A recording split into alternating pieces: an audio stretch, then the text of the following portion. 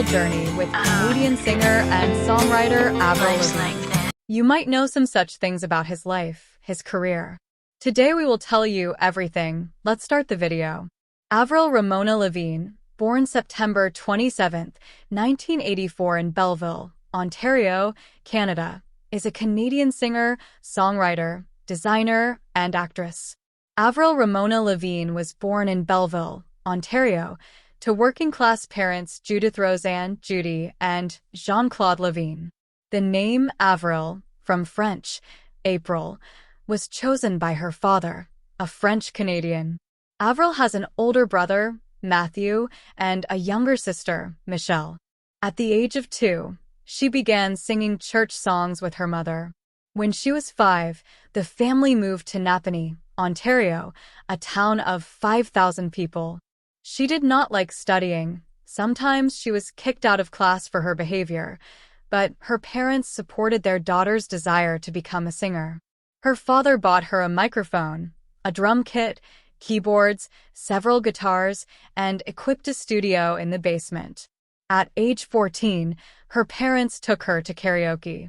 Lavigne also performed at county fairs, singing songs by country singers Garth Brooks, the Dixie Chicks, and Shania Twain.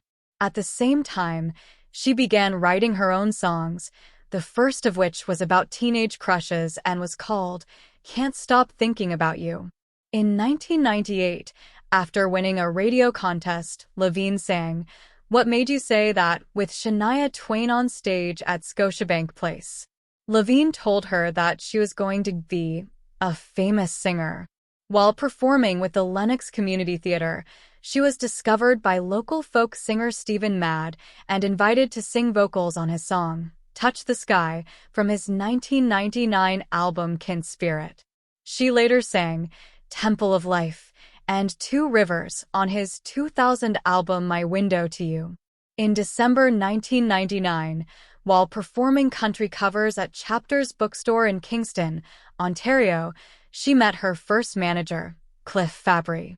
Fabry sent videotapes of Lavigne's home recordings to some potential producers, and the aspiring singer met with several of them. Mark Jowett of Network introduced her to Peter Zizzo in the summer of 2000, with whom she wrote the song Why. One day, while on a trip to New York City, Lavigne was discovered by Arista Records. In November 2000, Ken Krongard, a talent agent, arranged an audition for Lavigne at Peter Zizzo's studio in Manhattan and invited Antonio, L.A. Reid, then head of Arista Records, to audition. Impressed by the 15-minute audition, Reid immediately offered her a $1.25 million two-album contract and a $900,000 advance. By then, Lavigne had realized that she naturally fit the skater girl image, which she used in her first album and music videos. Avril was interested in skateboarding, but was indifferent to school, and after signing the contract, she dropped out of school to pursue music seriously. Avril Lavigne's debut album, Let Go, was released on June 4, 2002, and peaked at number 2 on the Billboard 200. The album topped the charts in Australia, Canada, and the United Kingdom. Lavigne became the youngest female artist at the time to top the UK albums chart. By the end of the year, the album had been certified quadruple platinum in the United States, making her the best-selling female artist, and Let Go the best-selling debut album of the year. The album's lead single, Complicated, reached number 1 in Australia and number 2 in the United States. Complicated became one of the best-selling singles of the year in Canada. Complicated was the 83rd best-selling song of the decade. For the Complicated video, Lavigne won the Best New Artist Award at the 2002 MTV Video Music Awards. She has also received 4 Juno Awards out of 6 nominations, a World Music Award for Best-Selling Canadian Artist, 8 Grammy nominations, including Best New Artist and Song of the Year for Complicated. In 2004, the song Breakaway, which Lavigne and Matthew Gerard wrote for the Let Go album, was given to Kelly Clarkson.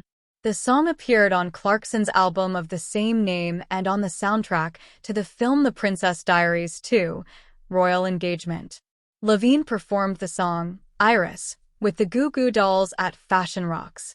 In October 2004, she appeared on the cover of Maxim and also recorded a song for the film SpongeBob SquarePants.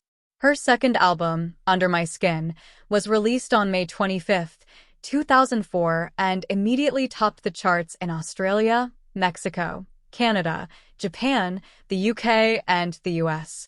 The album has sold over 8 million copies worldwide. In the US, 3,090,000 copies were sold. Lavigne wrote most of the songs with Canadian singer-songwriter Chantal Kreviazuk.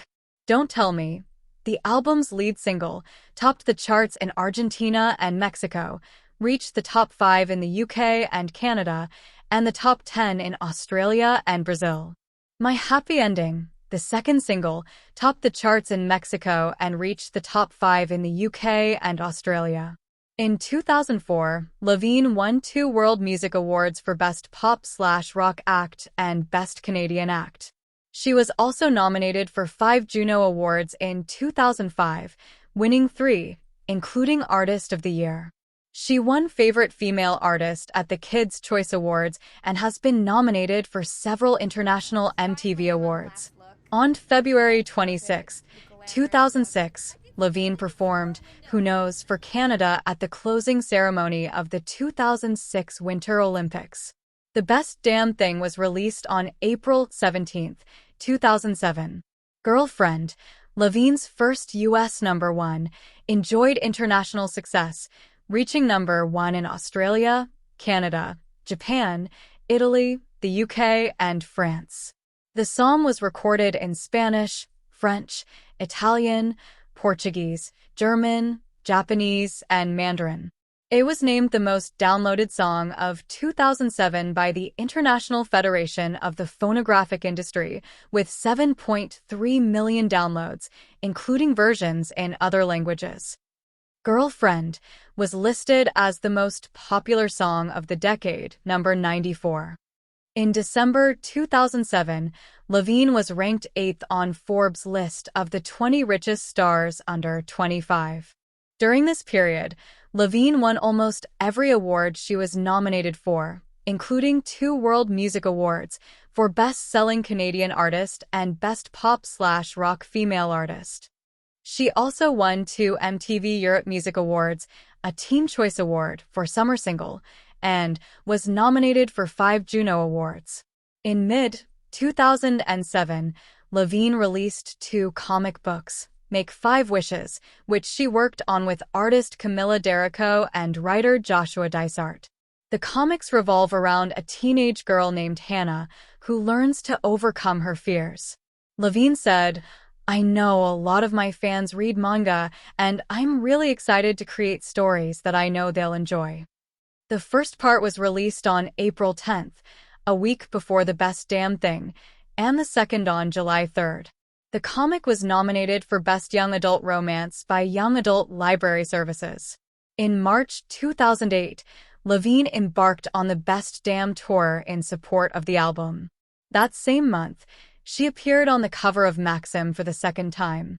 In mid-August, the opposition Pan-Malaysian Islamic Party attempted to ban Lavigne's concert in Kuala Lumpur, citing her sexual behavior on stage. They felt that the concert, scheduled for August 29, promoted the wrong values in the lead-up to Malaysia's Independence Day on August 31. On August 21, MTV reported that the concert had been cleared by the Malaysian government. During this period, Avril Lavigne was accused of plagiarism 3 times, with suspicions concerning the songs Girlfriend, Contagious, and I Don't Have to Try. The first precedent was a lawsuit filed by the Ruby News, who released the song I Wanna Be Your Boyfriend in 1979. Lavigne was accused of stealing the chorus of their song in Girlfriend.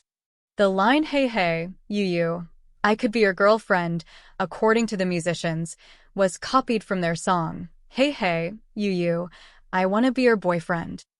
Terry McBride, Lavigne's manager, stated that the singer had never heard the work of this group and that the song was written long before she was born and was not a hit at the time. McBride added that the words "Hey You" are used in many songs and that the Ruby News, in turn, can be accused of stealing the line "Hey You, get off of my cloud" from the Rolling Stones song. Eventually, the parties came to an agreement and agreed that similar lines appeared in many songs. Canadian singer and songwriter Chantal Kreviazuk, who worked on the album Under My Skin in 2003-2004, accused Lavigne of appropriating the authorship of the song Contagious, which was included in the album The Best Damn Thing. Kreviazuk stated that this action is beyond the bounds of ethics, that she will not file a lawsuit, but in the future, she does not intend to collaborate with Avril Lavigne. Lavigne responded by claiming that she co-wrote the song with Evan Tobenfeld and that the title coincided with one of the songs Kreviazuk had written for Under My Skin several years earlier. Chantal Kreviazuk threatened to sue, but later backed down and sent a letter of apology.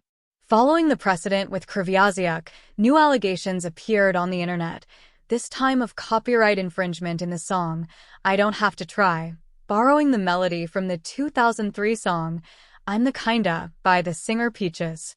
According to Rolling Stone magazine, the first 20 seconds of the songs are identical. A month after the end of the Best Damn tour, Lavigne recorded Black Star in her home studio, a song she wrote in a Malaysian hotel during the tour. She needed a short song for the commercial, but the jingle turned into a full-length composition, which was included on the album Goodbye Lullaby.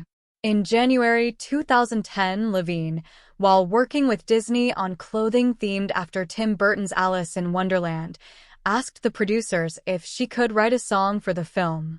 As a result, Alice was used in the closing credits of the film and also appeared on the Almost Alice soundtrack.